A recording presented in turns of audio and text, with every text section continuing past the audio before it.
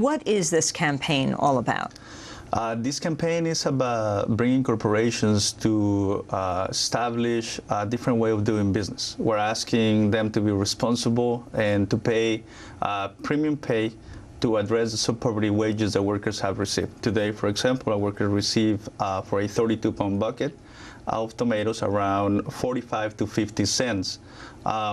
And there's been many abuses going on in the fields, like sexual harassment, situations of discrimination, verbal and physical abuse, and many other issues that need to be addressed. In the extreme, there's been cases of slavery.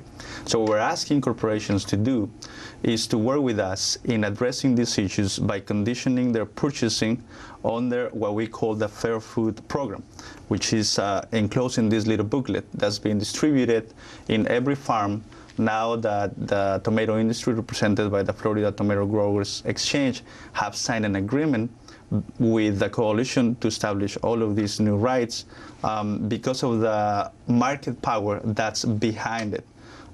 So we're asking Wendy's to join with us and to work to implement also the Fair Food Program, to work with us in enforcing. And who created the Fair Food Program? Oh, that's a very good question. The Fair Food Program was created by the worker community. We created the rights, included in this booklet. For example, there's the right to have a clock in the fields, because many times when you went to the fields, you had to wait, and that time was not accounted for. Now it has to be. Also, the right to don't overfill the bucket, which is a right that represents, as it is right now, 10% less tomatoes that before you have to just give for free. The right to work with a committee on health and safety in the fields where you are working, where workers have a voice now in the workplace to talk about how to eliminate threats to their health, their safety, obviously, but also to improve the environment in which you are working. Gerardo, you have picked tomatoes for years. Can you talk about your own history?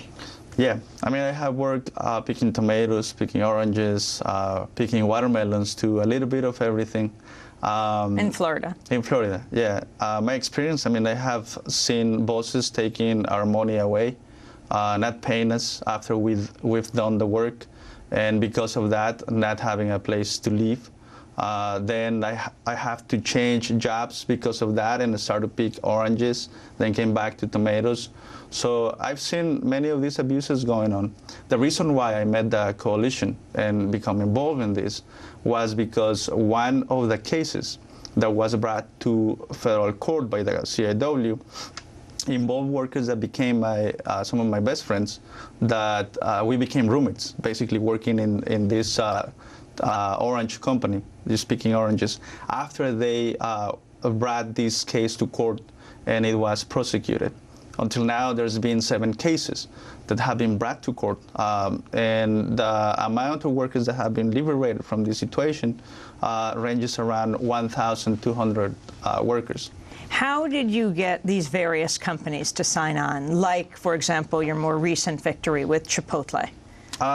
It's basically a collaboration with the Campaign for Fair Food. We're asking people to support us, and there's various ways in which people can get involved. We do protests. For example, today we know there's over 12 protests in this weekend. There was more than 12 protests in the country of different chapters and organizations that are supporting what we are doing. We're asking also consumers, when we do presentations in universities, in churches, people visit Immokalee to get to see firsthand. Immokalee is in Florida. In Florida, Explain yeah. where, for people unfamiliar with It's in the southwest part of Florida, and it's basically where the heart of the tomato industry is located. The tomato industry have land all over the East Coast during the months of October, from October to May. We produce around 90% of the fresh tomatoes that are produced in U.S. soil. So when we talk to people, we ask them to stand with us, not to solve our problem, not to come with a strategy from outside. The strategy is created by the community, and we're asking people to stand in solidarity, and it's worked. A recent report by the United Nations Working Group on Business and Human Rights, they conducted a 10-day fact-finding mission to the United States.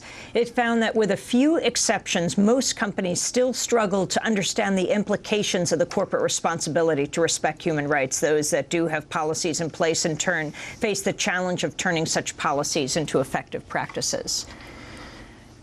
Gerardo, this finding and how you get these corporations to accept. I mean, it's interesting that your whole campaign has been endorsed by President Obama. He recently singled out the Coalition of Immokalee Fair Food Program in a new report, calling it one of the most successful and innovative programs addressing and actively changing the conditions of modern-day slavery. Yeah, to us is an honor, and is the result of a lot of work that has gone into the campaign. And I mean, we have in some of these cases go to work undercover, help people escape, and just work to bring these cases to light and to justice. We don't want to be pursuing more and more of these cases, and the reason why this program was recognized in the work against slavery is because this program create market consequences. There's zero tolerance policy if a company is found with a case of slavery happening in their premises. The buyers that have signed, they have to cut purchases immediately. So that creates an incentive for the entire industry to work in implementing in the best possible way the rights that are included under this program to eliminate the possibilities of slavery to continue to exist. So as we wrap up, Wendy's, have they responded to your campaign? We tried to get a comment from them. We weren't able to. We also tried. We went to different stores. On Saturday, we had different delegations, and then we had the march. We asked to talk to the managers, and it seems that they were instructed not to talk to us, not to receive anything from us. And the interesting thing is Emil Brolik, who used to be the president of Taco Bell, and now is the CEO of Wendy's, when they signed the agreement, the first agreement for fair food. And did he sign the agreement? John Brands did, but he came out publicly saying, we're willing to play a leadership role within our industry to be part of the solution. Because he was part of Wendy's at the time? Because, no, at the time he was part of Taco Bell. And when they signed, when John Brands signed for Taco Bell, he said, we hope others in the restaurant industry and supermarket retail trade will follow our leadership. It was the right decision back then. And now with 11 corporations on board, with most of the tomato companies on board, it is only the better. If it was the right decision back then, it is much more right now. Well, I want to thank you very much for being with us. What are you going to do around the Wendy's annual shareholders meeting? We are going to have a presence outside, and we're inviting media. The most important part is the presence, because we want to let the shareholders know that this campaign is going to continue until they talk about it within their meetings. Where is the meeting taking place? The meeting is going to be at the Sofitel Hotel on 45th. In Midtown Manhattan. 45 in Midtown Manhattan, yeah. And we are also asking people to sign the petition that some of us is driving. They can do it by visiting our website, which is ciw-online.org.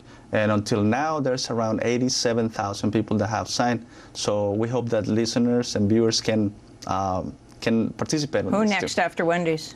Well, there's some campaigns going on, inviting Kroger, inviting other buyers from the supermarket industry.